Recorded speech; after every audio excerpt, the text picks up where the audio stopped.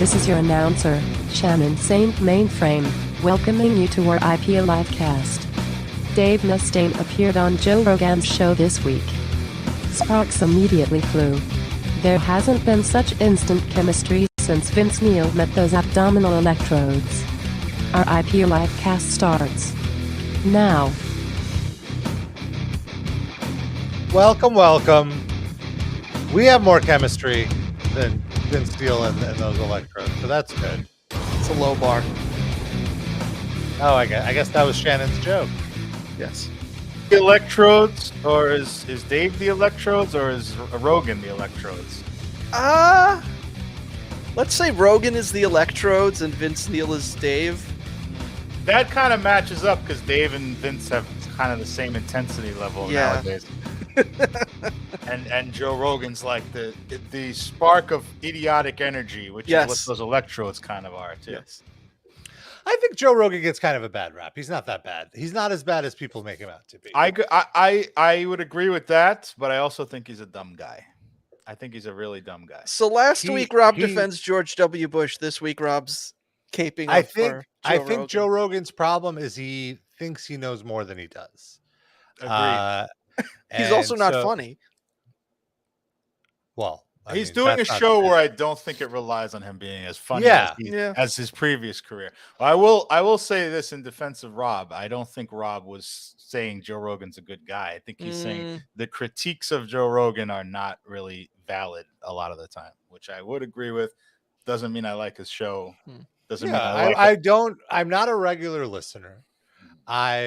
The reason we're bringing up Joe Rogan is Dave Mustaine was on this week, and we're gonna recap some moments worth recapping in just a few minutes. And one thing that I did for the show is I suffered for your entertainment, and I listened to 3 hours of these guys talking. Whew. Well, to be fair, too, I haven't listened to the last half hour yet. I couldn't get through it, but like the last, you did the yeoman work. The last hour or so is it's pretty much like who cares? Like at this point, it's just two guys, shooting the shit. But I have listened to episodes of Joe Rogan's podcast before. I think the one that immediately stands out to me is when he had Bernie on his show, Bernie Sanders, and I thought that was a really interesting episode, and I thought he was a good interviewer. And in general, I think he is a good interviewer on show. Like he's had some guys on to talk about like mushrooms and stuff, like topics that might interest me. I'm not listening to when he has the more like Milo Yiannopoulos or whatever. Like I don't give a shit about that. See, I would think that would very much interest you. Why? Because he's strongly against those opinions. I don't. It's not even interesting. It's just I think that guy's just a troll, or like Alex Jones. I don't have the energy to care. But he has other right wingers on that aren't trolls that sincerely believe in their shitty ideology. But I think he pushes back at them. Yeah, exactly.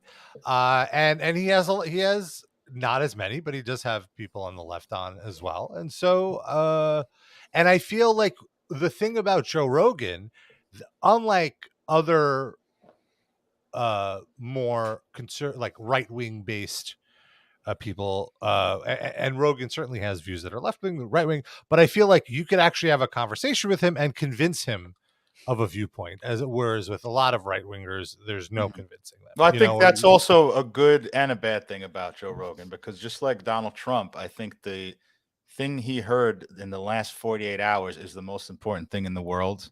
And then it evaporates from his brain in the next 48 hours. That is the thing I honestly, that kind of bothers me about. Bothers is a strong word that I don't necessarily enjoy about him, is he is a know-it-all, but he doesn't know anything. But what's interesting now is because he's been accused of spreading disinformation and all this stuff, whenever he brings up a point of like a know-it-all type point, he immediately turns to his producer to Google it to make sure he's saying it accurately, because he's tired of people ragging on him. So everything is on the spot fact checked. Well, it's also now, just say which is different than previously. If you're looking for factual information, probably not a fan of the Joe Rogan show. Like, I don't think that's what. Not that any. Right. Not that it means that he's lying about everything, but I mean, well, why you? If that's what you care about, this is like the exact wrong show for you.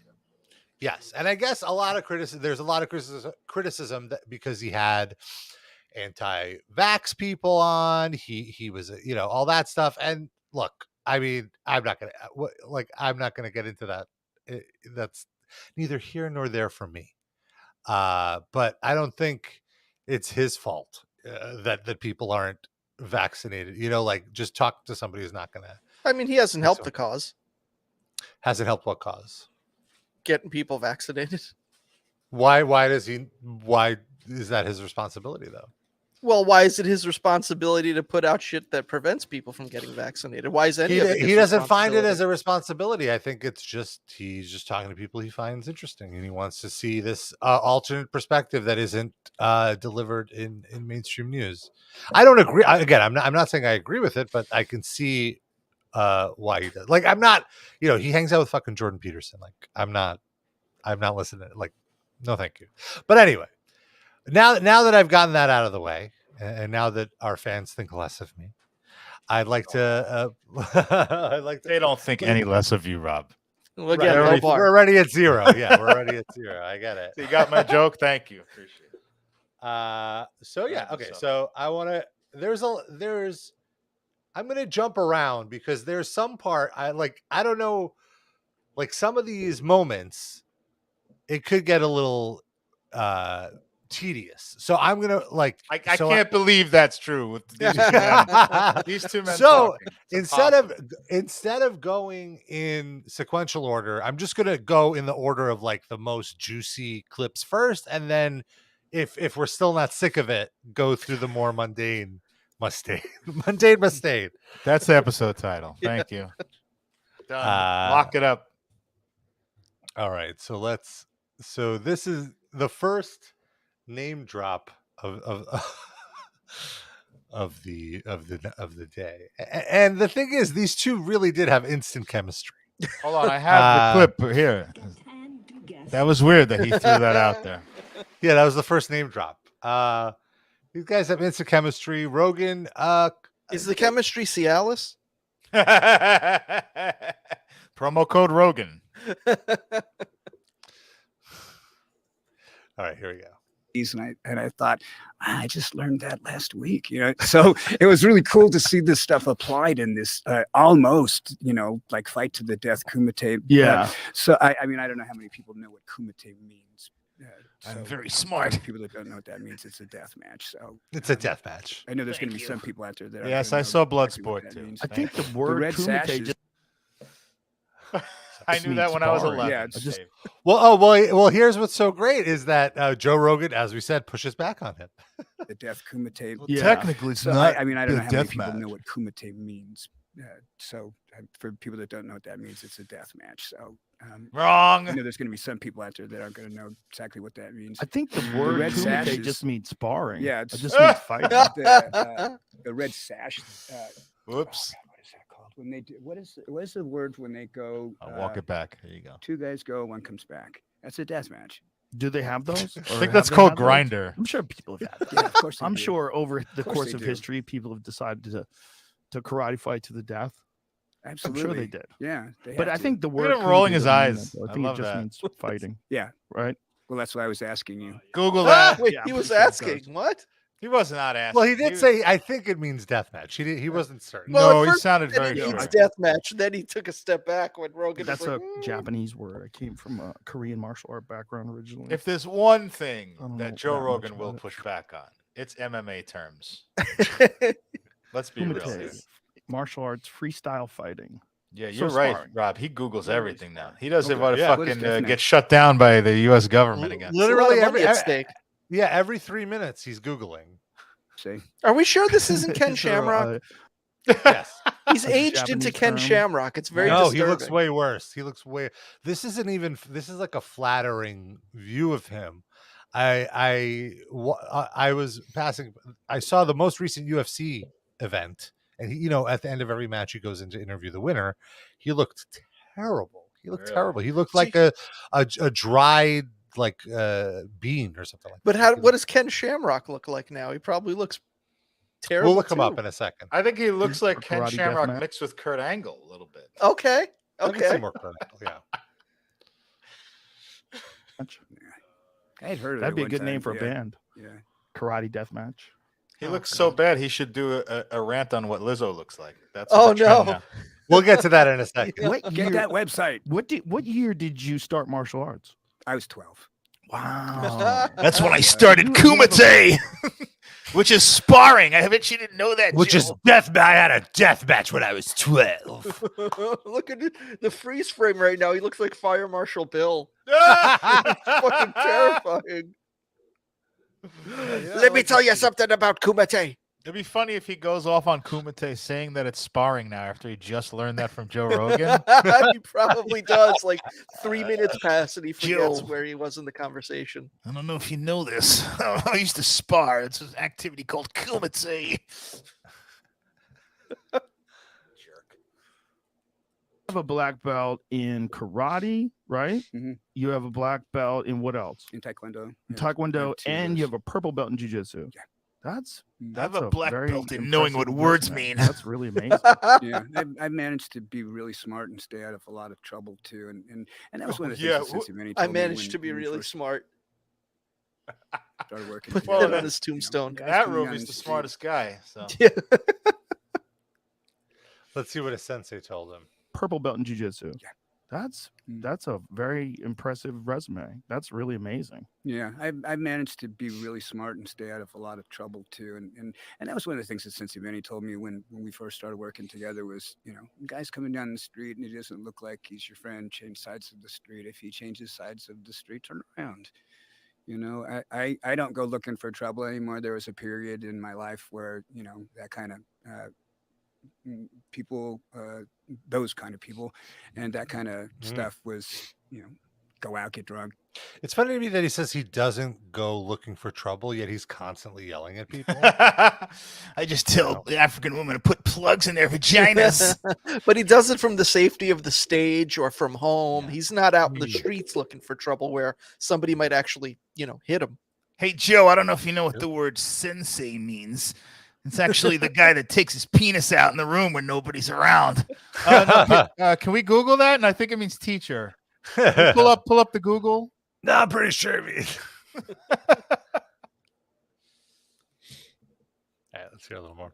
Caused some problems. We lived down in Huntington Beach, all the surf kids who go down there and fight people from another neighborhood or another school or something stupid like that. But a lot of tough guys came from Huntington Beach. That's where Tank Abbott came from. Oh my God, a Tank Abbott reference. Huntington Beach. Yeah. A lot of guys. Yeah. Every Joe Rogan show has a mandatory Tank Abbott. He's one of the sponsors.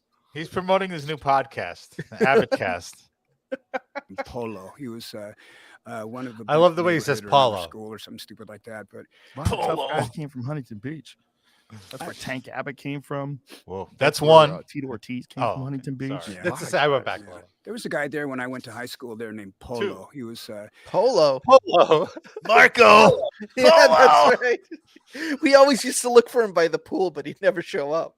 He used to carry a big mallet around, riding a horse everywhere.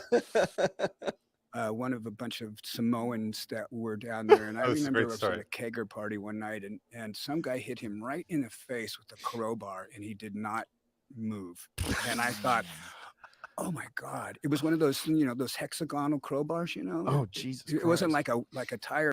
There you go. He's furthering the Samoan stereotype that they have hard heads. Well, he knows from real experience that it's true. Yeah. Dave, what are the odds that Dave was the guy that hit this dude with a crowbar? He was out looking for trouble. I gave it all I had. He just stood there.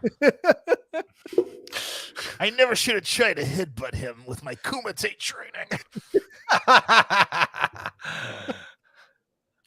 All right. Now Dave talks about the music he listened to as a kid.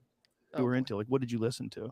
When I was 13, I had a very limited musical library. My sisters listened to a lot of Motown. My brother-in-laws listened to a lot of the pop stuff that was in America at the time, Frankie Valli and Paul Revere and the Raiders and stuff. This is when I'm just a little kid, so Right. it's just a little kid. The Union Gap, and, Frankie all Valli. those My old grandmother liked bands. Frankie Valli. And it wasn't until I'm my old. youngest sister, who's a little bit older than me, started dating, that I got exposed to a little bit harder music, and that started with a little bit of Perry Como. Deep Purple, and then Mata Hoople. I like it. It seems like he was like almost pimping his sister out just so he could get better musical taste from the guys she was banging. Like he was waiting for her to start fucking cool guys so he could get cool. Come on, take those panties off. I want to hang out with the cool kids. We didn't have any streaming back then. Rob, is this how you kept your finger on the pulse of what was cool when you were younger? You just asked the guys that were banging your younger sister what they listened to? Anyway, let's go back. I had to wait till my sister got boinked before I could hear Deep Purple. There was no Sam Goody where I lived. That's how Rob got into Stained. Oh, and got stained. Oh no, Rob, get out! Oh no, I shared a bedroom. Oh, that's right. Did. No, Rob. We did. We had a bunk bed. She put the Very, scrunchie very on the rich. doorknob. That meant stay out. You got 2 forms of stained all in one shot. Too far. Yeah. Music, and that started with a little bit of Deep Purple, and then Mata Hoople, and a little bit of some David Bowie, and then who cares? we discovered Kiss and Ted Nugent. And the other one was Kiss, Ted Nugent. Who was the other band back then? Led Zeppelin. Those three. Yeah. He had to think. He had to search for Led Zeppelin. And so when you first started, Led something. Joe, can you Google that? Led something with a Z. Were you taking any lessons, or were you trying to learn on your own? I'm self-taught, so I Look at this. Got the Jack Benny pose. Very erudite. He's his own sensei. I even tried it again, a few years Taught ago. myself kumite. I'm autodidactic. The guy that was trying to explain it to me, he made it more confusing for me than going into it. So I mean, all right, now let's move on to Dave talking about drugs. Oh no, great topic. What would he know about that? Influence of drugs and alcohol in the early days versus now. Well, I think Rogan was very fascinated about drug use in the 80s. He kept going back to this, and it was funny because Mustaine obviously doesn't really want to talk about this stuff, but I give him so much credit to Rogan here. He really prodded Mustaine to open up about things that he typically avoids discussing. It's also the only time Dave Mustaine was interesting in his life. I feel like it was when he was doing drugs. He made great music. He was kind of like a pseudo celebrity. I mean, he was crossing over slightly into mainstream television, MTV. But he doesn't want to acknowledge that he peaked that long ago. Yeah, that's true too. Or that it was because of drugs. Yeah, he wants to think that right now is the most interesting version of Dave. Well, I got bad news for him.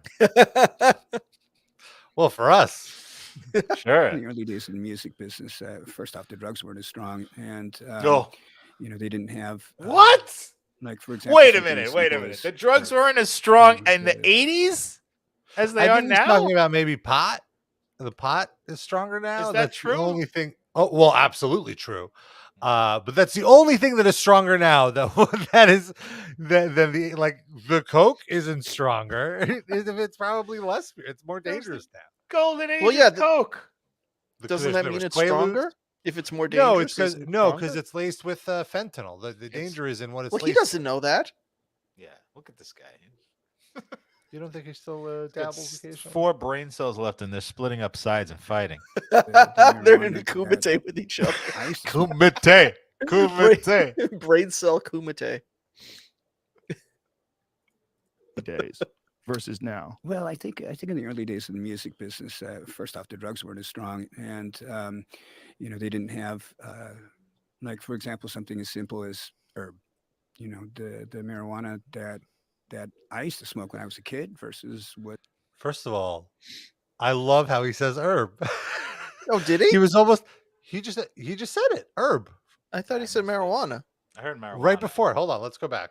Well, I think in the early days of the music business, first off, the drugs weren't as strong, and they didn't have like, for example, something as simple as herb. Oh. As simple as herb. Now we know how Dave refers to weed as herb. I think that was a belch, Rob. He just said herb. Well, I've said that. I think I've shared this story on the podcast before about how Dave Mustaine is a massive pothead.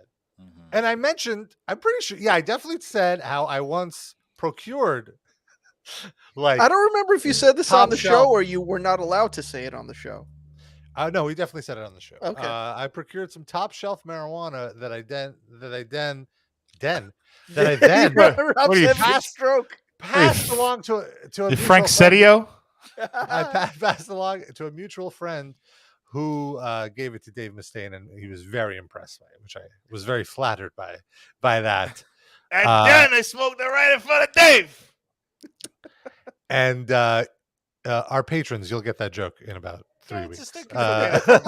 From it being a general Italian guy, it's fine. So the other story, I'm not sure if I told this one on the air, but now so much time has passed. It doesn't matter. Shit. He was doing a photo shoot for one of the magazines because there were, he would do the Gigantour. It would be the summer tour.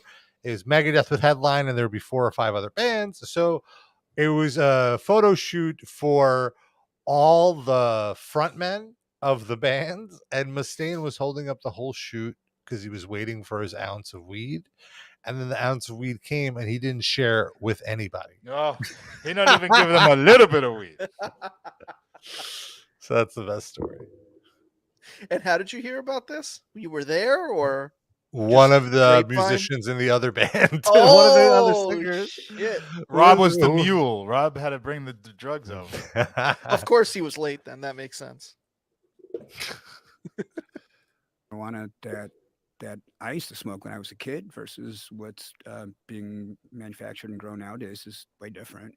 And I think that the stigmatism for people about smoking is less. And I think a stigma, not a stigmatism. Yeah. With your eyes. The curvature of your eyeball. Is Rogan going to Google that? That's the right word. Dave, I believe you meant stigma. He's not going to correct him like that. I think it's stigmata, actually, Joe.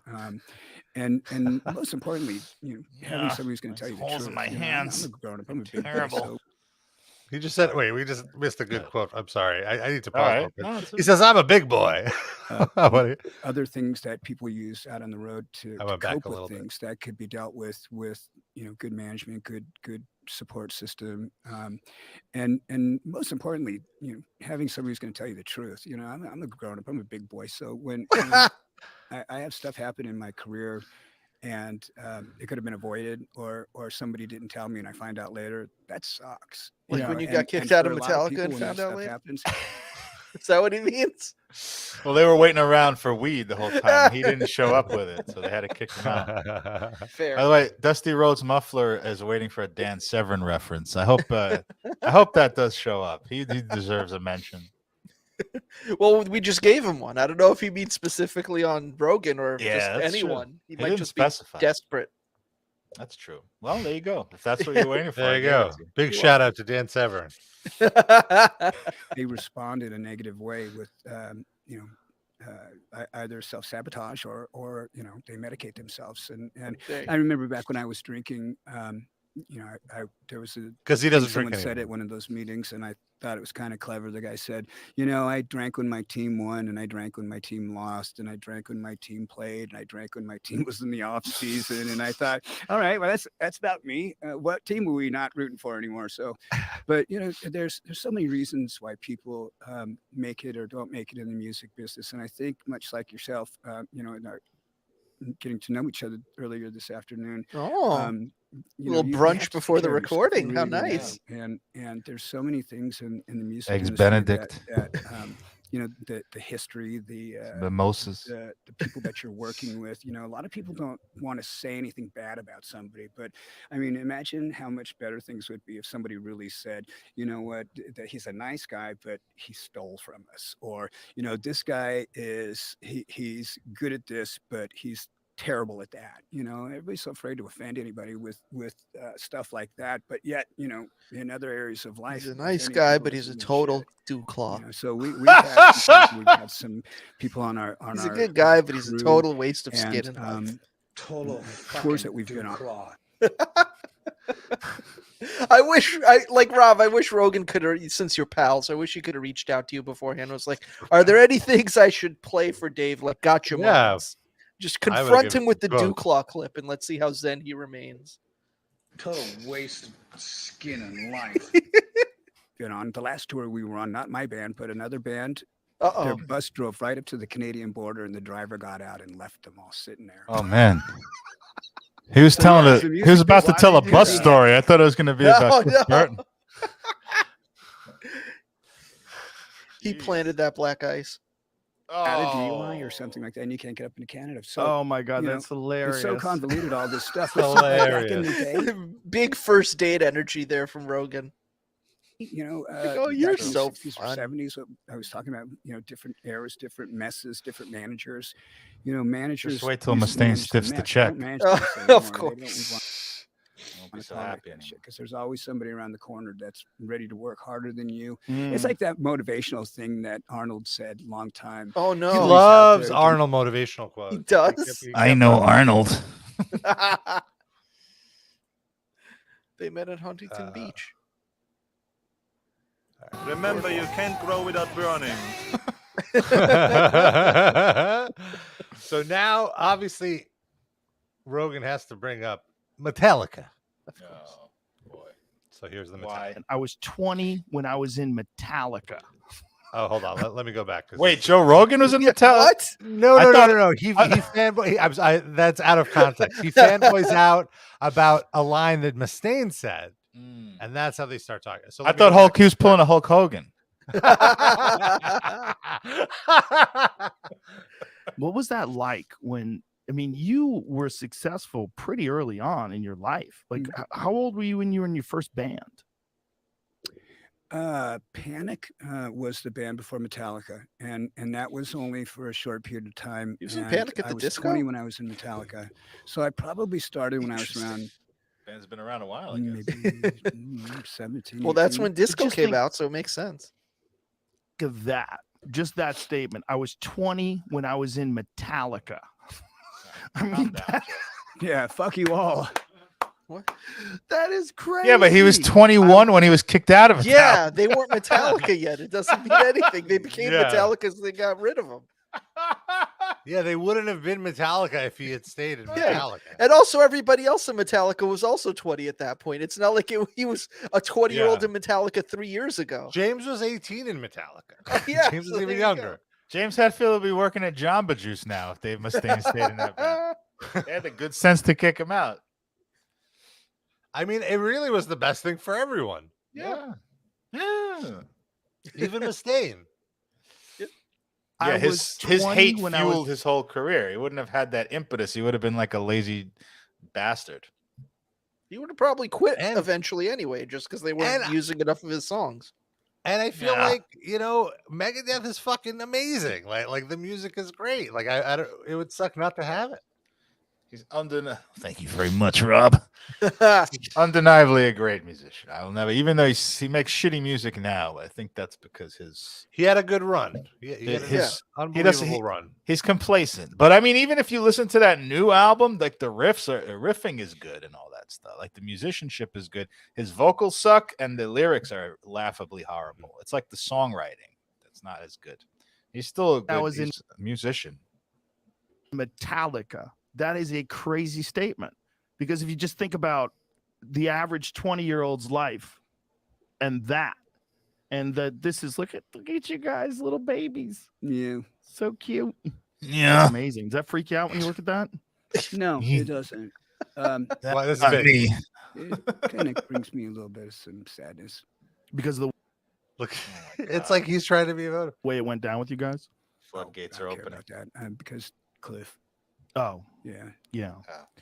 Oh, honestly, when he said this, I was like, "Oh yeah, he knew Cliff too." Like, it kind of you never hear. It's not that you never hear it; you rarely hear Mustaine talking about Cliff Burton. But I'm sure they were friends too. Sure, but that was like 40 years ago, and they were probably friends for like 5 years. Like, come on, let's get over it. What do you mean? Come on, Grandpa. Metallica were friends with them for 5 years too, only, so they should get over it too. What do you think? Yeah, but Cliff liked them. Yeah, that's also true. And they were there. They saw his mushed up corpse. Mustaine wasn't anywhere near there. Like, it's not his trauma. I was on a different continent. Yeah, it's co-opting someone else's trauma at this point. You're gatekeeping trauma. Get out of here. Yes, that's what I'm here for. That's a song on the new Megadeth album. Gatekeeping trauma. Left Metallica. And then did you go right into Megadeth? Like, you don't know. What did you do right after? He doesn't Metallica? know, probably. He's probably only heard of Megadeth 2 weeks ago when they went booked right this into interview. Megadeth, but No. Come on. Megadeth were big, very big. And Joe Rogan's a big rock, like hard rock guy. He's an expert. He knows. He's definitely a hard rock guy. Okay. He likes UFC. Hey, Rob, What? I don't mean to contradict you on the air, but you said that Dave Mustaine never talks about Cliff Burton. I unearthed a clip of him talking about Cliff Burton. Oh shit! Okay, yeah. Total fucking Duke. Oh wow, that's the con. That's surprising. Well, there's one other one. Hold on. he's very beautiful. Oh, there we go. But only after he died. He feels that way. Yes, his mushed up corpse, as you said. Oh, come on. Let's not insult the It's insulting him. It's just a pile of mashed potatoes with a Misfits patch on top. Every year on the anniversary of Cliff Burton's death, he eats some Idaho mashed potatoes. Some Russets. Them Russets. I peel the russets myself. Hello, russets. The real russets. Even Dave's laughing now. Look at that. He's having a great time with us. Touche. Livecast. What about Ron McGovney? Ron gets a shout out. He gets a shout out because he runs Buffalo. Hold on. Fucking But at the time, I was still kind of trying to, digest everything that took place. Just those mashed potatoes. Yeah. The thing that bothered me the most was I had all my music and I left it behind, and I said, "Don't use my music," and of course they did. Ron McGovney Yeah, is they the used it guy on who first owned the record. car that James Hetfield punched the dog on. Oh no! Oh no! Sorry, James. He kicked the dog because the dog was scratching the paint on Ron McGovney's car. That's the story. And also, well, like what's funny is I'm not sure if we're gonna get to the audio of it, but in this interview he talks about how James lived at Ron McGovney's house. So could you just highlight Dusty's latest comment? Russets in peace. Oh, Dusty. I think I changed my mind. That's the episode title. Russets in peace. Thank you. It's going to go in that spreadsheet, the Excel spreadsheet. It's going to go in the none of us said the episode title file. This is a good one. I think that's the couple, like 2 out of the last 3 weeks, Dusty had the episode title. Keep it going. Fire. Second record, there's parts of my music on a song on the third record. All the solos on the first record are mine, except that they're just performed by Kirk, and close, but not the same. Oh! A guitar player. Did you get royalties for that? Most records. Wait. There was a little more under his breath shade right there. Record. All the solos on the first record are mine, except that they're just performed by Kirk, and close, but not the same. He's not a bad guitar player. Did you get? He's not a bad guitar player. Wow. Like, so it's really about what you don't say sometimes. What? I said he's not bad. You want me to say he's bad?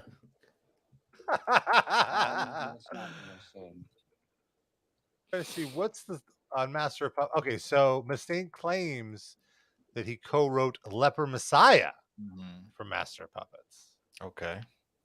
So just that one? Yeah, he said one song on Master of Puppets. All right. Let's see, what on Ride the Lightning? Ride the Lightning. He had a bunch. He's actually credited on Ride the Lightning, right? He's credited on the title track and Call of Cthulhu. Mustaine is credited on... okay. Yeah, so it was mostly those. But he's not credited at all on Master of Puppets, right? Not right. That's what he's saying, and he's not properly credited on Metal Militia, I believe, is what he's going to get into in a second. Oh, very interesting. Get royalties for that? Most of them, yeah. But Kirk got my royalties for Metal Militia for many, many years. And, you know, he has to see the check. So I know somebody saw that I wasn't getting paid. So there's sadness and bitterness. Bitterness. No bitterness. Wait, also the check would say this is actually for Dave, but we're giving it to you instead, Kurt. Enjoy. Yeah. Like He framed every one of those. Do you get a separate check for every song? No, you just is get it like it for the itemized? album. Like this is this many dollars for this guitar riff, this many dollars for that solo. Like yeah, and you also that's how it works. You probably, I'm assuming, the money goes to your managing company, and they just send you a check for the whole year or something. They don't even send you like even by album. Deposit. I'm not a big fan of ACH. I think it's a conspiracy. Illuminati. Well,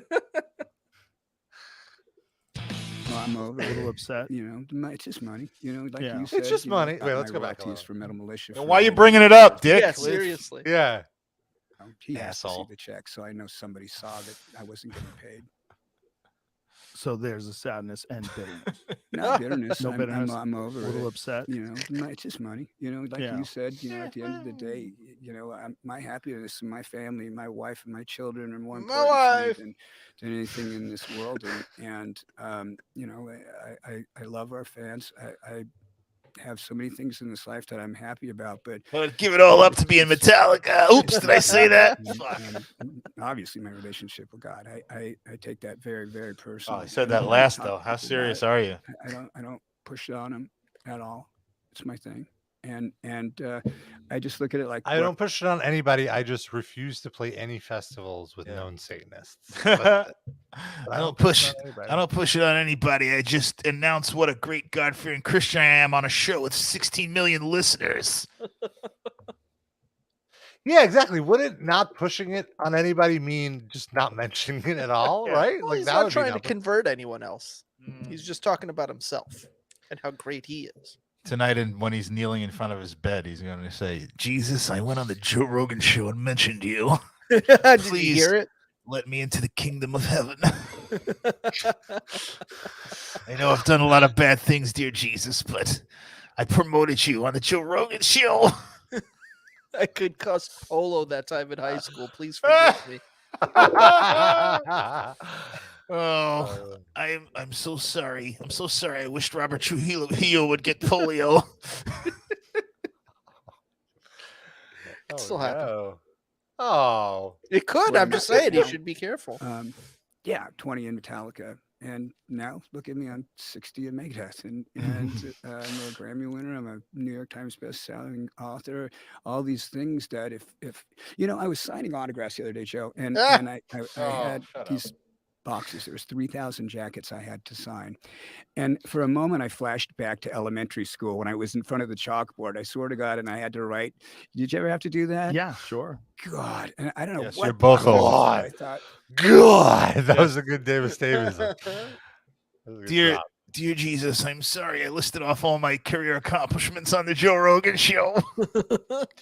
God. Let's go back a little. I want to hear that again. I had these boxes. There was 3,000 jackets I had to sign. And for a moment, I flashed back to elementary school when I was in front of the chalkboard. I swear to God, and I had to write. Did you ever have to do that? Yeah, sure. God, and I don't know what brought that up, but I thought, oh my God, I can't even believe that. And thinking about, sorry, I took the I'm at Lord's now, name in vain, Jesus. And you're just how the slightest deviation from where I was going could have ended me up anywhere else in the world. Because I wanted to do if only. I wanted to be a professional athlete. I wanted to play baseball. You know, I thought about. I had a cousin who was a fighter pilot. And didn't he always play like MTV celebrity softball shit? Yes, stuff like that? did. That's Is he any good? I don't remember. He probably took it more serious than the rest of them, though he was probably also whacked out of his mind on cocaine at the time. So who knows? You gotta take the cutoff throw, Tony Danza. What's wrong with you? Imagine if he like, and everyone's like, "Hey, calm down. Like this is a charity event. Like, I chill." gave you the bud sign, Alyssa Milano.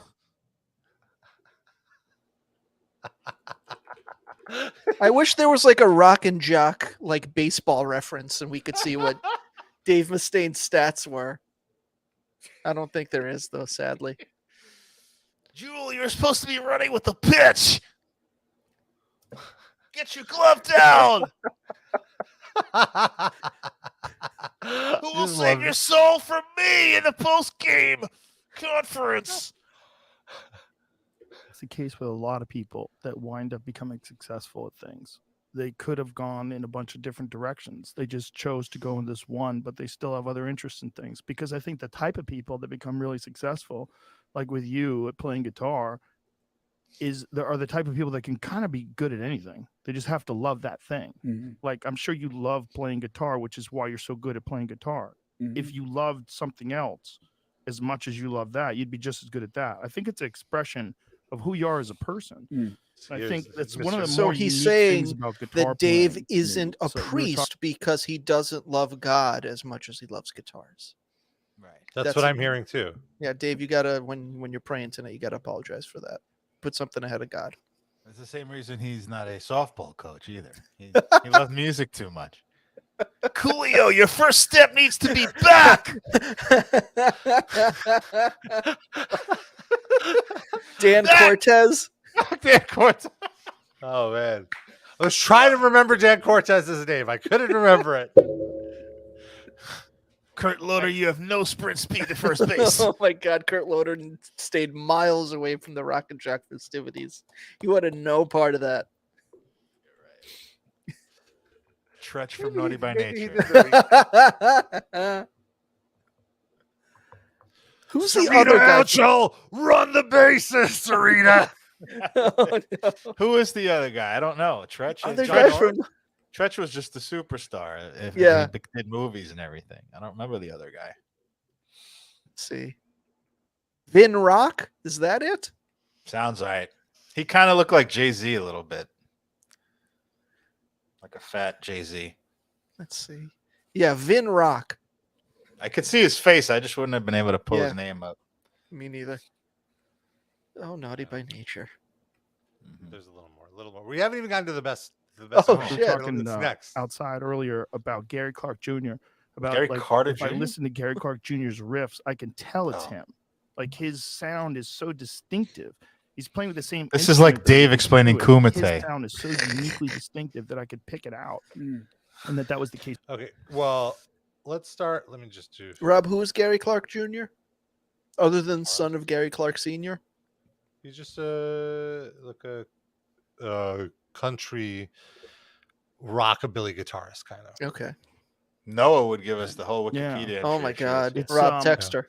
It's always interesting when you look back, though, right? Like, being a person now who's gone through all that, and you went from that and all the drugs, and then into that? By the way, I think he talks about growing up a Jehovah's Witness, which was kind of boring. He just said he didn't celebrate birthdays, he couldn't go over to birthday parties, no holidays, etc.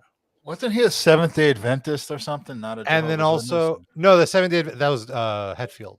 That was the Seventh. I thought he was a Christian Scientist. Oh, okay. I'm sorry. You're right. Hetfield was a Christian Scientist, but no. Mustaine. It is confusing. I'm not picking on you. But. Mustaine was a Jehovah's Witness. He said he wouldn't even pledge allegiance to the flag. He would just have to stand up and be teased. That's a good thing, not to be teased. Alcoholics Anonymous. Where you became a Christian. Did you do it from getting sober, or were you a Christian before that? No. Well, again, Jehovah's Witnesses are a form of Christianity, right? So, but not. It's getting him a little uncomfortable. As sort of a cultish. Here's the thing. Real simple. I believe in Jesus. I believe that God's God and Jesus is Jesus, and God is God and Jesus is Jesus. Thanks for that Vox explainer about God. Appreciate it. It is what it is. That's basically it, Dave. It's like a big time Tommy video. Where I come from, God is God, Jesus is Jesus. That's the old school way. Wow. And the Holy Spirit's the Holy Spirit, and that's it. And if you want to go to church, go to church. And if you aren't they all the same thing? And if you don't want to hear about it, don't listen. And if you don't want people to tell you about it, then tell them to shut up. Shut up. For me, I try and shut up, Dave. A good example with my. It's not working. I never try and apostolize or whatever they call it. Proselytize. Apostolize. Wow. Leave him alone. Like that, There's saying there's nothing worse than a newly sober drunk. Closet. He did that thing that people do when they're writing. When they write something and then they put in parentheses SP with a question mark. That's what he just did. He went apostolize or whatever they call it. We'll fix it in post. Joe didn't fix it. He fixed it for him in real time. Yeah, I did it's like, here you go, Grandpa. That's what you mean. Yeah, but you're supposed to take the mistake out. I don't want to be known as Dave Mistake. To tell people how to live their life. But one of the things I didn't like about that was they had this thing when they didn't agree with something, the elders of the church would gather together and they would talk about the person in question and they would disfellowship them, or a lesser degree great. would be disassociate.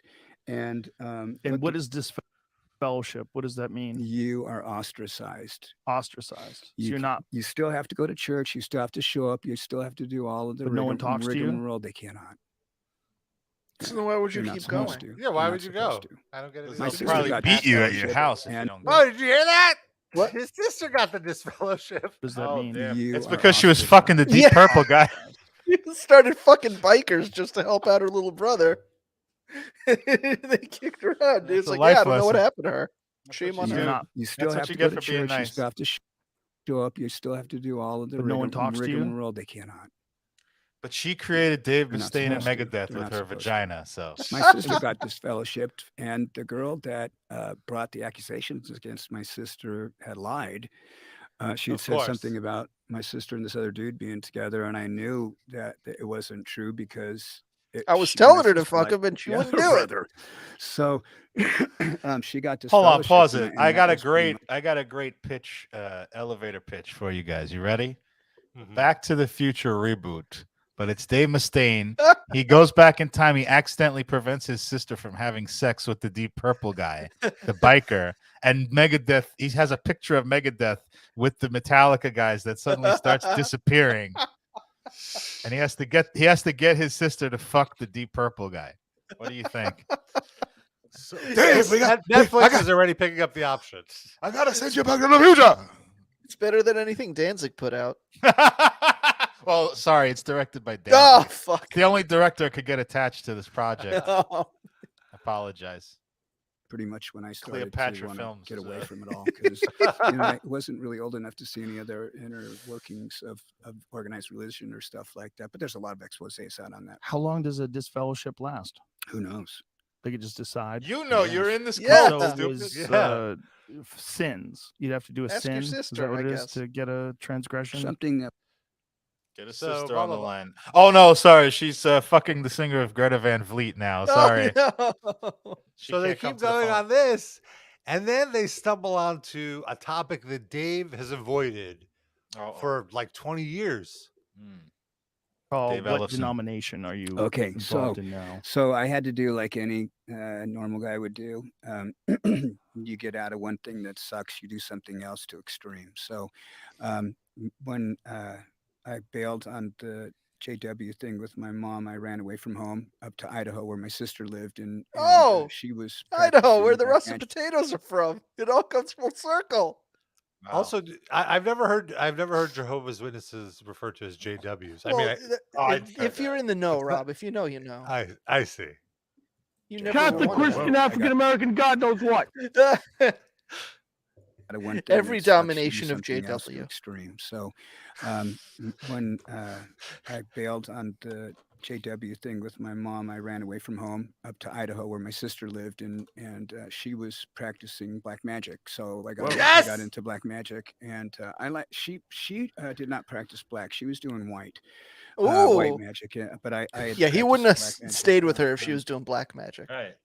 No, Dave did black magic. Oh. And Dave planted the black ice under the Metallica bus too. That's see. Well, like enough credit. Oh, no. Two people, and what does that mean? I don't want to get into it. I'm sorry, I got to read Dusty's comment. His sister was Papa Shango. Okay, so He Dave did Black Mustaine. Magic. I want to talk about Dave Mustaine. Anytime in interviews previously, said I do not want to talk about my black magic history. It is past me. He doesn't play one of their songs, The Conjuring, because it contains a black magic spell. Oh, what? What do you mean it contains a black magic spell? He'll go into it. In the lyrics? Yeah. Can we go over these lyrics right now, or is it too dangerous? Well, he says in during this interview, we're going to get to it. He says he left out a few words so you wouldn't be able to use the spell for our protection. Unless you, yes, exactly. Literally. But he still wrote a fucking song about it. Like, you could get close enough, but is that what the movie is about? Is it based on his song? I didn't know about Google then. I didn't know people could just look up the other words that they needed. That's why the world's going to hell. That's why Obama got elected. It's all Dave's fault. It's all me. Please forgive me, Jesus. Oh, I got into black magic, and she did not practice black. She was doing white magic, but I had practiced some black. What is that? Like pulling a rabbit out of a hat? What's the difference? What does that mean? Card tricks, coins behind the ear. Got your nose. Joe Rogan has you covered. He just asked. We know that black magic is when you make black goo come out of the Ultimate Warrior's mouth. I don't think that's quite it. Oh no, okay. Well, I don't want to get into it, but what the whole thing is. But I love that he keeps saying, "I don't want to get into it," but and then gets into it. Simply said, you doesn't have want somebody that you don't like, and the power of suggestion in your mind, you could say or do something, and then hope and pray that something will take place that will even the score, so to speak. Do I believe that if I prayed for your shirt to be white right now, that it would happen? Well, if the powers that be, the spirits of the universe want things to change, I could be struck blind right now by a white light. But if you turn my shirt white, I think that'd be a waste of a curse. Right. Well, so the curses. But I did if the masters of the universe want something to happen and they're going to do it anyway, what is your stupid prayer doing? Yeah, you're changing the minds of the wisdom of the universe. Is that what's happening, Dave? Let's see. That I was at school, and my nephew had told him that I was practicing Kung Fu Sun Tzu at the time, and can we Google that, please, intern? School, tough guy. And it was my first day at school. So he walked past me and sucker punched me in the stomach, and I buckled over, and I thought, all right, here we go. This is going to suck, this school. So we're going home, and the bus is a 2-bus ride, a big bus to a small drop off, a little bus out to where we lived out in the rural area. And we get off the first bus, and everybody circles around, and he's going to beat me up.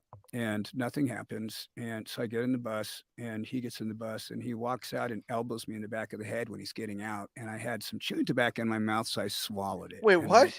He had chewing? How old was he when this happened? I thought he said chili tobacco. It was the first day of high school. Chewing. So he was 14 years old, and he's rocking out to some chewing tobacco. That was a thing. That was a thing when I went to high school. I went to school in New York. Obviously, it wasn't like insanely popular here, but I did know 1 or 2 kids that chewed that shit. Really popular. It's really popular in Europe still. It's called snooze.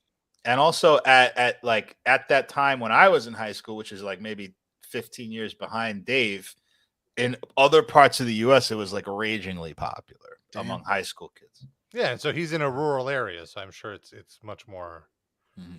All because of bad news bears. And he did, and the other hex that I did was a girl in night school we went to in Marina. How did he get physically injured? It was just something that had to do with a car accident. But do you think? But he sounds like an asshole. Guys like that get hurt all the time. He did. Yeah, but do you think that he got hurt because you put a hex on him, or do you think he got hurt because he's an asshole and he's? What do you think, Dave? Joe, if he's telling you this story, guys like that always get hurt. I think he got hurt because he's an asshole and I put a hex on him. Both. Yeah. What's that like? How do you do it? Be careful, Joe. He's going to put a hex on you if you keep asking questions. I didn't play Conjuring anymore was because break my principles on how to do it every day. Guys like that always get hurt. I think he got hurt because he's an asshole and I put a hex on him. Both those things. Yeah. What's that like? How do you do a hex? Here you go. The whole reason I wouldn't play Conjuring anymore was because Right. it has the instructions on how to do it. So I don't want anybody to learn how to do this, but I will tell you this much: it involved using some food sources and making an effigy of sorts, and then I just want to put out this moment, 1 hour, 2 minutes, and 5 seconds into it is when I was like, okay, this was all worth it. This was all worth it just to hear him explain all of this. I don't want anybody to learn from me how to do this terrible, terrible thing that's very dangerous, but I will tell you 60% of it right now. Google the rest, punk. Wouldn't you just be like, Joe no? Rogan to make this face. It's like really something. That's really when Joe Rogan's like skeptical of what you're saying. You do certain things to identify the doll, and then you Pubes. He means pubes. break off a leg or an arm of the doll, and it's basically what he did. I broke the leg off, and the guy got in a car crash, and his leg got mauled. And Wow. this was 45 years ago, so the statute of Go to limitations hell. have expired. But even still, I don't think you can get in trouble for hexes. Yeah, maybe in the spiritual world you do. Yeah, I don't think there's a statute of limitations in the spiritual world. No, there's not. I think eternity means eternity. But Wrong. What? This is the most Wrong, rare Joe. conversation. Where is Nope. it? Sorry, Joe. Wrong. Yeah, I think you do. I don't think you get in trouble for hexes. Sorry. Yes, you do, bud. We're gonna need to Google that. I love that like chatty Cathy type response he gives there. That's so. Go back to like 10 seconds. That's so. He's so indignant. He's like, this was 45 I years think you're ago, so the wrong. statute Yeah, you don't know what you're talking about, Joe. of limitations have expired. But even still, I don't think you can get in trouble for hexes. Yeah, maybe in the spiritual world you do. Yeah, I don't think there's You a statute of do. limitations in the spiritual No, world. knows. there's not. I think eternity No, there's not. means eternity. it's like But, when he's talking about the one devil was being most red, and he goes, Yeah. He isn't. He's not. He's very beautiful. Let me find that. And you see people that think that he's like red. He's got a goatee and a pointy tail and stuff like that. He doesn't. He's very beautiful. He doesn't. Joe, wise guy. You might know what kumite means, but you don't know the devil. No, actually, can we Google the statute of limitations on hexes, please? Oh, here it is. There is none. See, sorry, you're wrong I would again. have liked that more. It was a sex hex I did on this girl. You did a sex hex? On this girl. Yes! I went to night That's be a school, good band too. and we were. Well, there's a band called I was X like a Hex. skinny redheaded kid going to night school after surfing, and I'm so secondhand cringing for Dave Mustaine here. fun. I Seriously. think you probably would have liked that more. It was a sex hex I did. on Joe this girl. You did Rogan's a sex making hex? fun of you to your face. Yeah. Sex? And this girl named And he's Susan, right. And I went to night That's be a good school, band too. and we were. I mean, I Stop was like a making fun of skinny me. redheaded kid going to night school after surfing, and she would be there, and everyone loved her. And I was just some sweaty kid, and Still am. she came to my house one night to go buy some hash because I had a roommate that was selling pot and Yeah, a hash and roommate. stuff. So I Sister. had already done this incantation on this girl. Oh my God. Can I ask before you go any further what you use for a good incantation versus a bad one? Like if you're going to do a sex hex, do you make a doll? I play the Conjuring You don't backwards. have to make a doll. What do you have? I love how he's like, no. Why would you make a doll? That's crazy. That's silly. That doesn't make any sense. Let's go back a little bit. Incantation on this girl. Can I ask before you go any further what you use for a good incantation versus a bad one? Like if you're going to do a sex hex, do you make a doll? No. You don't have to make a doll. What do you have to do? That would be dumb, Joe. Paper. You just gotta Paper. conjure something down on paper? No. Conjuring is in the air. Paper you would write. Okay, so you write something What? down on paper and that conjures No, the sex you, hex? you have to. Look, you have to really hand it to Joe Rogan here. He knows what's going on right now. It's so fucking absurd, but he's still leading him on. It feels like an interrogation scene in a movie where they're trying to get the serial killer to admit what he did. Yes. And Dave's posture and tone is that of a mathematician explaining calculus to an 8-year-old. It really is. Yes. This is so absurd. Do a prayer to invoke a spirit to be conjured. So anyway, so the girl, I would loved her, and they thought she was just so great, and I liked her too, and I just would see if this works. And so you wrote some stuff down. Yeah. Do you have to write it in a specific language? English. It's English. So I wrote her name, my name, and I drew some little pictures on there, and then little hearts. I burnt it, and then said a prayer, and the next night she came over to my apartment to buy this hash. Right. Her leg was mauled in a. So she comes in and she goes, "Hey, what's your sign?" And I said, "I'm a Virgo." She goes, "Oh, my horoscope says I'm supposed to make love to a Virgo in a tropical surrounding." And I went and screwed a black light bulb in my bathroom and plugged the tub and said, "Here's a waterfall. Let's go." And I completely forgot about it until the next morning when I woke up. She had these geraniums in her hair, those red little flowers, and they were all over my bedroom, all over my bed. And that's the only way I even remembered. Are you This sure is a sad story. This is a sad story, Rob, because he just can't accept, and his own lack of self-confidence, that a beautiful woman wanted to have sex with him. He has to be the hex. He can't accept it. This is very poignant. Well, what's so funny is at first he did accept. He's like, wow, this girl wanted to have sex with me. And then the next morning he woke up and was like, oh, wait, No, I still suck. I put a hex on her. Right. Is that what he's saying? That he didn't remember the hex, or that he didn't remember the sex act? Because he's saying the geraniums on his bed the next day is what made him realize that they fucked. Like, he's so incoherent. Who the fuck knows? Well, also, I love that we're both Virgos. Me and Dave. We got the same astrological sign. Virgo power. Virgo rising right now. I thought it's September 13th, right? Yep. I remember that because I remember it being 13 because of his album, whatever. Guy, and you were good at guitar, and she liked you? No, because she was. You look cute to me. Yeah, well, thank 20. But she was like the most prettiest girl in school. Okay, pause it. I got a new treatment. Joe Rogan goes back in time. This is Back to the Future Part 5, and he falls in love with Dave Mustaine and threatens to wreck Megadeth. The 20-year-old Dave.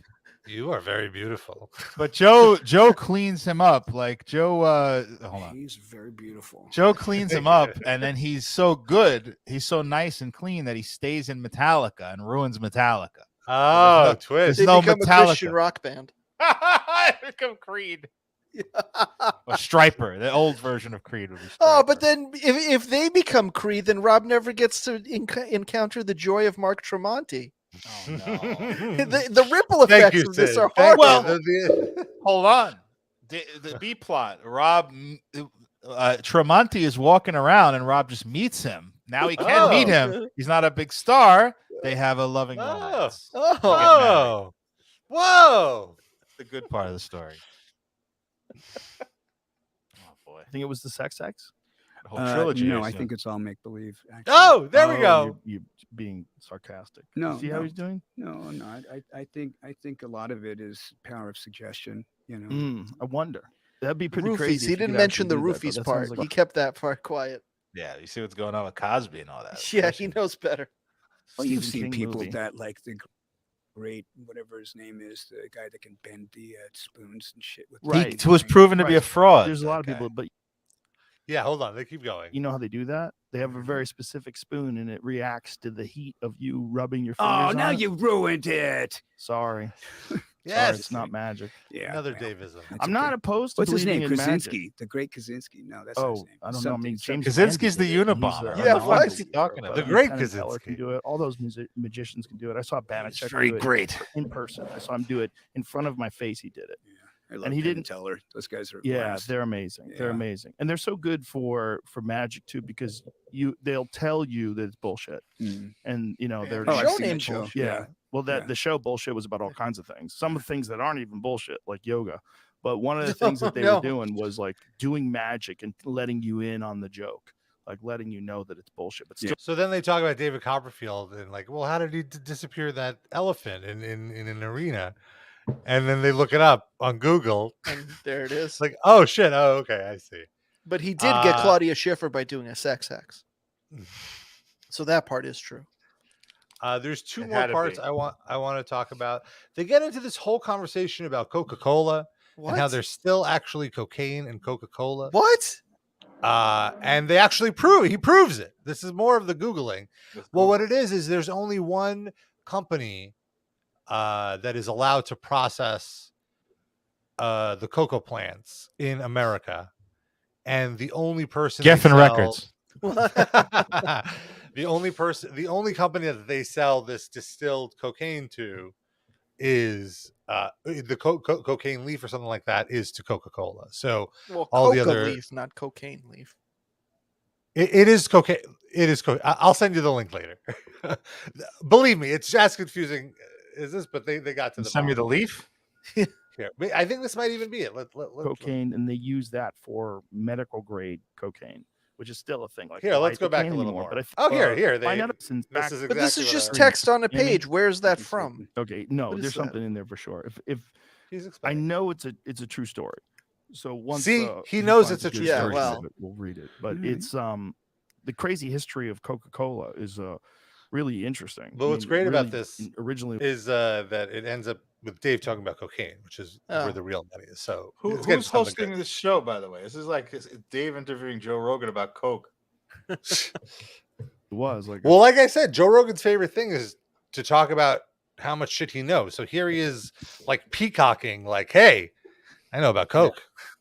Cocaine supplement, like you drink Coca-Cola and you get a little jolt of cocaine. Yeah, which was normal. Okay. Pharmacist John Pemberton invented Coca-Cola in 1885, making the original formula for the beverage in his backyard. He advised Coca-Cola as a patent medicine. Boring. For headaches, upset stomach, and fatigue.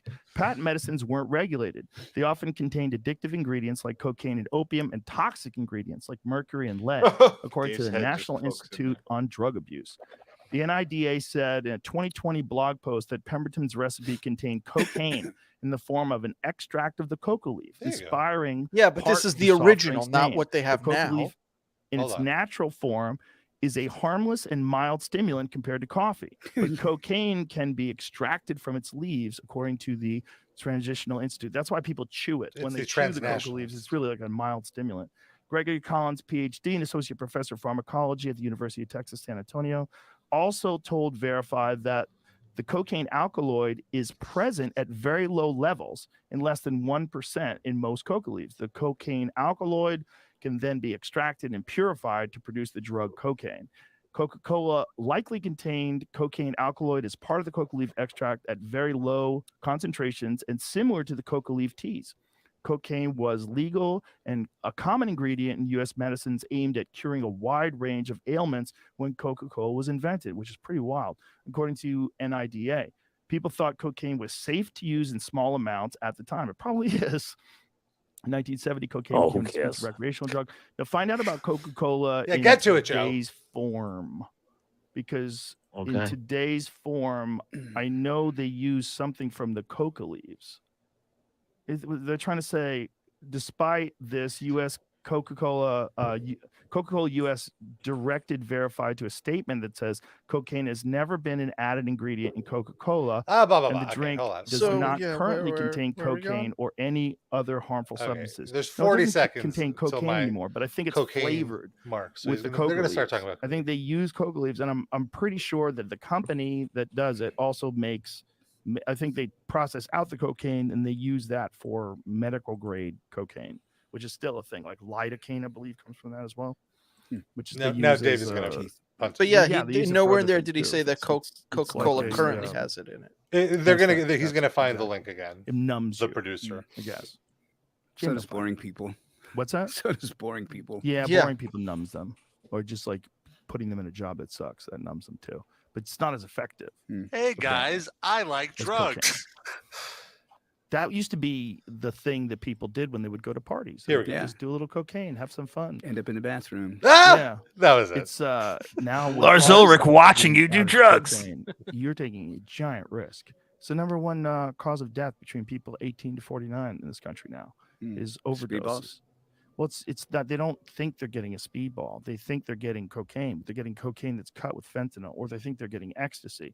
They're getting ecstasy that's cut with fentanyl or street Xanax, or there's a lot of different things that people get that they don't know. I'm so glad I don't know all this anymore. Yeah. Fentanyl is the doses that kill you are so small. Yeah, because he doesn't have to deal with the shitty stuff. Not even as big as like a pencil. He has Robert Pazzabini get him the good shit.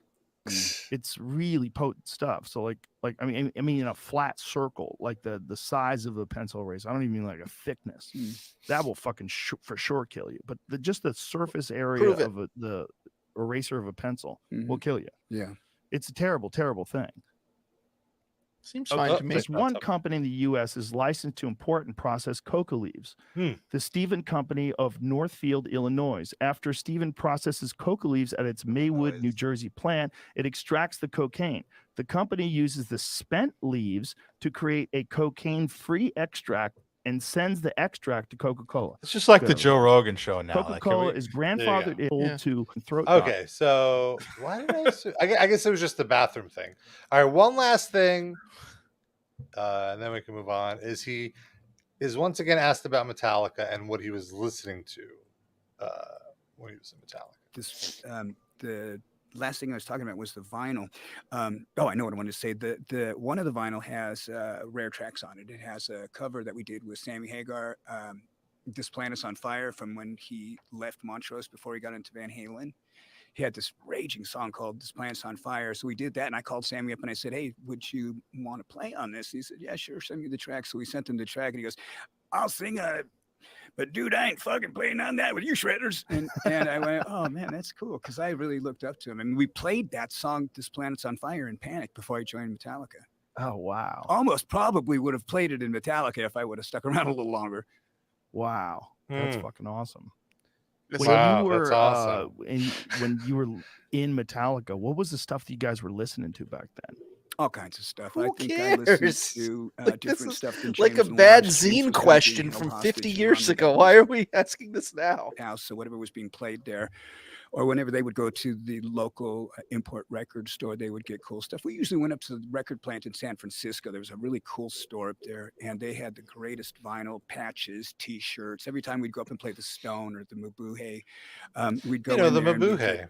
Yeah, that's a famous venue, Mabuhay Gardens, and not so much vinyl because you travel. I also played at the Kumite Lounge. That's right. But that was a real cool thing, was the trek from LA up to San Francisco and whatever souvenirs we'd bring home. How was James being held hostage? He had to live at Ron's house.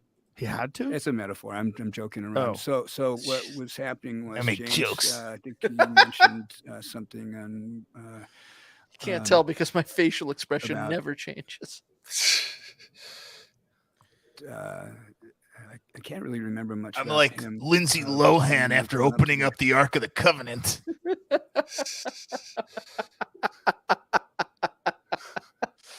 I'll never be able to unsee that now. Wow. It's a metaphor. I'm joking around. Oh. So what was happening was James. I think he mentioned something on about.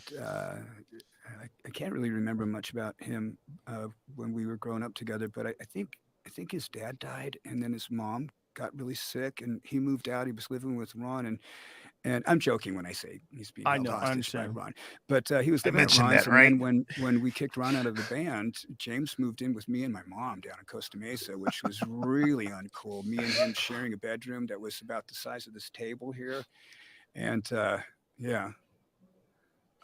That's rock and roll, though, we used right? to, we would get so. I mean, he loved to drink vodka. I don't know if he's still drinking or not, but that's so fucked up that he says that when he just got out of rehab.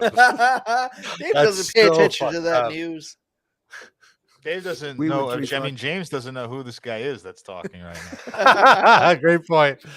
Kill like crazy, and he had this little pickup truck, and we would drive from Costa Mesa up to Huntington Beach, where we would celebrate and party with all my friends from Huntington Beach that James didn't know because James was from Norwalk and Downey, kind of an uncool little area where he was living at. They covered it with a freeway now, so it gives you an idea how significant the neighborhood was. But I remember driving back and forth up PCH, and it was foggy. I mean, bad fog. And this guy would be driving pretty quickly down PCH, and we were both drinking. And it was probably a safe bet. If we would have done that too many more times, we were going to get in an accident. Can I just say something here? That PCH is scary as fuck. I went to the West Coast with my mother once, and we went to see the Mets play the Dodgers, and then we drove from there. We flew in, got a rental car, saw that series, drove up to San Francisco for the fun of the trip or whatever. That PCH is the worst thing I've ever been on. It's like there's long stretches of highway where it's like S curves all the way with no fucking guardrail. It's terrifying. It's beautiful, but terrifying. Yeah, watch it on a YouTube video. Don't do it in real life. Yeah. Seriously. Unreal.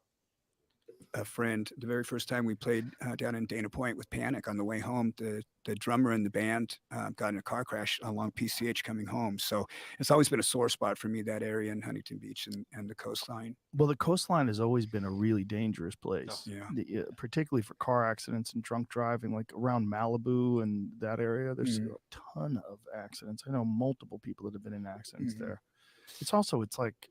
It's easy to get distracted. The ocean's on the side of you, and it's only a 2-lane road in some spots. It's like, and there's a lot of. All right. So that was that. Traffic safety PSA at the end there. And, I joked that this would take up the whole episode, but it looks like it did. Jesus fucking Christ. Jesus. You want to get to that other thing we wanted to do? Was there time I don't know if there's time. I'm not sure. Well, Darren brought up Aries Spears before. Do we want to at least touch on that since we already teased it? Sure. The who now? The clip that I shared off on our G chat right before. Oh yeah, let's play that. Okay, yeah, absolutely. We can. There's enough time for this. So this is the fucking weirdest thing I've seen. I haven't thought about Aries Spears in 15 years since Mad TV got canceled. Well, he'll occasionally pop up in on Twitter or some media where someone is just interviewing him for some reason, and he says something outrageous like this, like shitty to somebody. This has happened a few times. I have to say, I'm like, blow stuff like this off, like whatever. This isn't worth any time. But I am like blown away. Like, who the fuck are you? Like, that's my reaction. Do you want to say who Aries Spears is, first of all? Because he's been out of the public eye for that long. Well, yeah, as I mentioned, he's a comedian. He was on Mad TV. That's it, right? I mean, is he on Wild and Out? I don't know. Who are you? I have no idea what Let's see. This is what he looks like, folks. Yeah. He was in Jerry Maguire? I'll be damned. I remember that. He is, he's a fairly funny guy. I wouldn't say, but this is proving to be a shitty person. He does a voice on The Proud Family. He did a couple voices on Family Guy. But yeah, pretty much it's Mad TV. He's good at impressions. I'll definitely say that. So here's his take. Yo, you know somebody that actually make good music, man? Lizzo. Lizzo? He's offended that he was even mentioned. Yeah, like how dare you? How dare you? Like as a songwriter, yo. I can't get past the fact that she looks like the shit emoji. She's got a very pretty face, but she keeps showing her body off, nigga. Like, come on, man.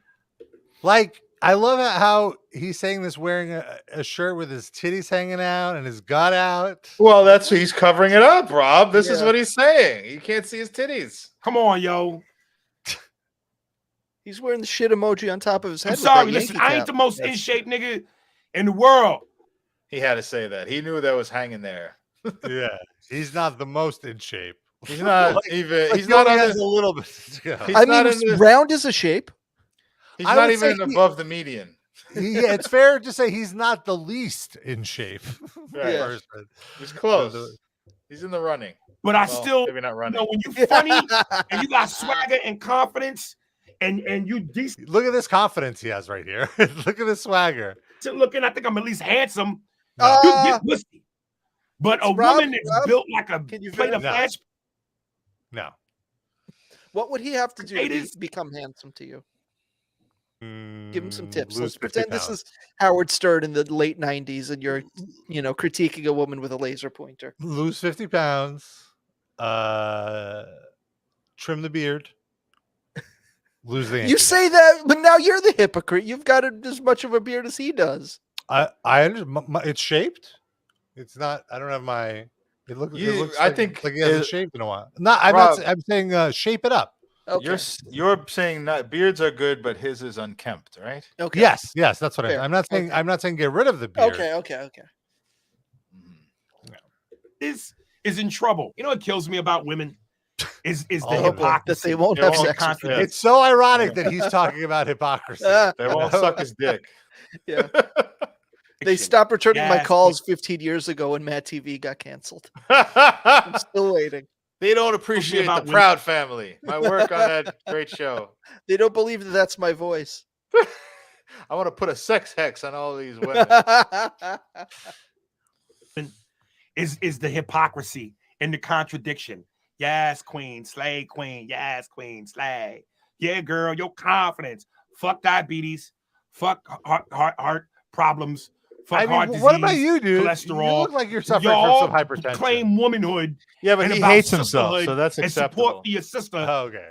When it come to that ridiculous shit. But if you really gave a fuck, why wouldn't you go, black girl? We love you. We love your confidence, boo boo. But this ain't it. This ain't it. That's the real love. Y'all will jump on me for making jokes. Okay, Aries Spears. We love your confidence, boo boo. But this ain't it. But you look like the shit emoji. Yeah. The freeze frame you've got. It looks like he went 10 rounds with Mike Tyson. His face is all swollen. He looks like he's hungrily sucking up the last linguine strand and dying for more, and the plate is empty. Nice. But y'all won't fucking be real and go, sister, put the eclair down. This ain't it. Put the eclair down because Aries Spears wants that eclair. Yeah, that was mine. I called it. It's treadmill time. Oh my God. God. Take your own advice, bub. He can't fit between the arms of the treadmill. That's the problem. I love that the discussion started out, who's a good musician? Who's a good songwriter? Right. And immediately it's completely not about the music at all whatsoever. I don't give a shit about music. I don't like what show is that even? It almost feels like he just had a friend of his give him a setup so he could do that rant. Like it wasn't an actual conversation happening. I think if he was still on Mad TV, I think that he would probably pitch a sketch where he plays Lizzo. Oh my God. A big, fat, like slovenly, my God. Like she'll just have, ice cream in one hand and some other kind of food in the other hand and just eating constantly through the whole thing. Oh my God. Wild. But also, like Aretha Franklin was a big lady and she lived a very long life. Yeah. Nobody knocked the eclair out of her hand. She did fine. Well, that's because Aries Spears wasn't there to delve out his wisdom. Oh my God. And now we could go like another 20, 30 years before we hear about him again. Well, we're going to hear about him when he has heart disease and someone's going to pull this video up. Like, what do you think now, fatso? He probably already does. Yeah. It's probably just a deflection from like bad blood work results he got that week. There'll be a TMZ video of him in like a hospital bed with tubes coming out of his nose next to that video on the right. Unreal. One more thing I wanted to quickly mention is that Vince McMahon was spotted out and about. Oh wow. Let me see if I can cue up the TMZ article. He was in New York celebrating his 55th birthday. 55th. I mean, 77th birthday. Jesus Christ, more Back to the Future. But like, so, and he was with a woman that wasn't his wife, of course, because they're separated, basically. He's still celebrating his 55th. It just takes a long time. Yeah, and here he is leaving, looking like really. Why does she just like biting her purse? Yeah, I don't know why. Maybe she was like trying to grab something here. The woman he was with. I don't know why she has bizarre. Also, look at how swollen Vince's elbow is. What does he have? Yeah, I think gout this is something. This is like a fitness thing. There's like water buildup in the elbow. Gross. Yeah, not pleasant at all. Or does he just store money in there that he could pay off anyone he harasses in real time? Just unzips his elbow and pulls out a stack of hundreds. Is that possible? I guess no. not. All right, fine. All right. Fuck me for having creativity. Speaking of which, what does RIP stand for? Think about it, Sid. It's Russets in Peace. I mean, Dusty did it. There's nothing top of that this week. That's an easy Dusty one. Rose Muffler asks, do you think Vince is eating that ass? I don't know if Vince is a giver. He seems like more of a taker. Yeah. An undertaker. No, sorry. Puke. He's gotta puke. All right, let's talk about our Spotify picks. Every week we each pick a song and we throw it up on Spotify playlist. We call it the RIPL Livecast Music Break. And this week I was going to pick Refused because I started The Bear. Yeah, that's why I picked this exact song a few and now weeks ago. I see that you picked it a few weeks ago when you actually watched it when it was airing weekly. So instead I picked Harm's Way, which the fat guy who's like actually a chef in real life, the actor who plays Maddie like the Matheson? Yes. Maddie Matheson. He is constantly wearing hardcore band shirts. Like clearly somebody in that crew. No. He like I watch his YouTube channel where he does like cooking videos and stuff. He's always wearing metal and hardcore. Oh, that's all him? Yeah, that's 100% him. Oh, bless his heart, Maddie Matheson, because he's repping Harm's Way, he's repping Power Trip, like some really good bands. And also, like you mentioned, it was really cool that the series starts with Refused, and I think there's some other hardcore stuff in there. I think it also ends with that song. Like the season finale ends with that same guitar. Very. I'm only about 3 episodes in. Oh, spoiler alert! Sorry, but I really like it. And honestly, alert. The person who is most impressive to me on that show is the actor who plays Richie. Iban Moss Backrock, because he was on Girls. He's been on a few things. He's really good, that guy. I have never heard a better fake Chicago accent. Like, I know that if I didn't recognize him from other stuff, I would think that's his real voice. 100%. It's so good. It is the best accent on that. Maybe the best Chicago accent I've ever heard. I was so impressed by it. And he's a really good actor. The Bears. Well, but I mean, like, that's more for comedic effect. He's going for realism. You know, it's a very believable. But he's still like the comic relief of the show. Yeah. He's the fuck up, basically. I feel like everything I've ever seen him in, he plays some type of douche bro, but it's never the same type of douche bro. But he's like the best at just playing any kind of douchey guy. It's incredible. He was also on the Royal Tenenbaums. Look at that. He was? He was. He must have been a little kid. Who was the bellboy, Frederick. Oh, God. Huh. All right. Interesting. Sid, what's your pick? My pick, once in a while, a conversation in the Discord will spark a playlist pick for me. And this time, somebody was discussing Bruce Dickinson and his questionable political opinions. And I said that I preferred Rob Dickinson, who is Bruce's cousin and also the lead singer of the band Catherine Wheel, who were popular in the 90s alternative music scene. And so I picked my favorite Catherine Wheel song, Way Down. What are some of Bruce Dickinson's questionable political opinions? I think it was Jander who was saying, and he said something about him being pro-Brexit. Oh, yeah, he was. Yeah. So there you go. That's right. But now he's anti-Brexit, which is now funny. that he knows what it is. Yeah, he's like a center right guy. I mean, he's a rich old man. What do you expect? I think Jander thought he was a center left guy, but I guess at this point, like, what's the difference, right? Yeah. Maybe he's to his left and to my right. He's to whose left? To Jander's left.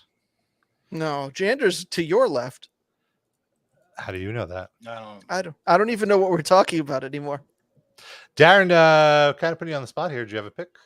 Yeah, actually, your pick came from the Discord. My pick came from Facebook because one of our listeners, I don't even know if he listens anymore.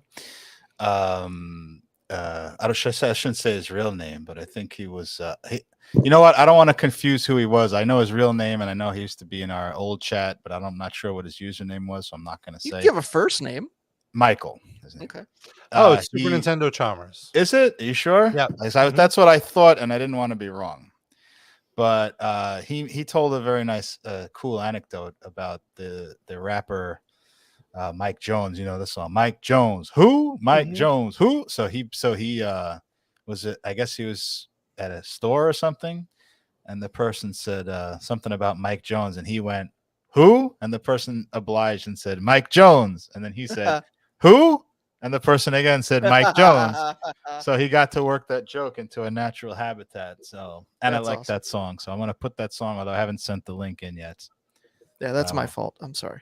That's all right. No, it's not your fault. I usually demand the link before we start the show, and I forgot to do that. I should still remember it. It's not your fault. I'm going to be kicking We're myself all all blaming week for Stan. that. Yeah, it's fine. I will blame myself as well. Anyway, that's my song. All righty. And of course, I want to mention our Patreon.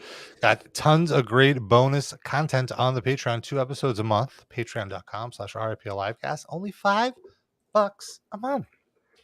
Show your support. Get some extra stuff. We got lots of good things in the pipe for September. At the top of the month, we're doing a Livecast Hall of Fame. 3 new inductees this Thursday. But right now, right this moment, you can log on. You can listen to a great timeless episode we just posted up where we play the party game Hypotheticals from Chuck Klosterman. He asks all these interesting hypothetical questions, and we really went off. We went off, Queen. And there's actually a preview of it. You could see it in the RSS feed like before last week's episode. Yes. It's in there. Scroll down. That's on our Patreon. Recently we did a roundtable about the Guar documentary, about the new Beavis and Butthead movie. We did a watch along of Good Morning, that awful Machine Gun Kelly movie. And what else did we do? What else? Veronica. Veronica we have Steve Harvey watch alongs. We have some wrestling watch alongs. We did a roundtable about The Matrix. We went to Tad Steaks. That's for free, actually. You could listen to that for free. Well, sure, but it originated on the Patreon. It's an example of the kind of content. Yeah. Fine. Yes. Patreon. And of course, Out for Justice, Steven Seagal. We watched that. So by the way, almost 3 years since we went to Ted's, right? Yeah. All right. Right before COVID-19 happened. And it might have started in that kitchen at Ted's. Possible. It is like a biochemical warfare lab. It's in the potato salad. And and if you want to throw us a few extra bones, you can, of course, become a top Livecast fan of the week. $10 a month gets you a little shout out at the end of the show, which is right now. How we doing it, folks? You're doing it as Dave Mustaine casting hexes on these people. They could be a sex hex or a injury hex. You decide on a case-by-case basis.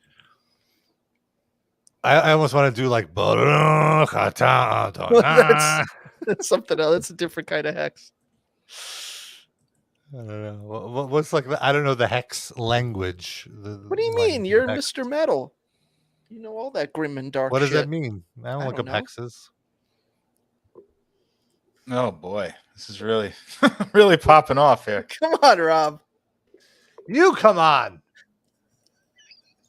This is the next 45 minutes of this episode. This is arguing. The kind of great content you can get on our Patreon. Facebook.com/RIP Livecast. It doesn't have to be like weird speaking in tongues. You could just say what kind of hex you're casting on Eric each person. Benjamin, you better stay in line or you might wind up rolling over some black ice. Go ahead, Rob. You will swap off.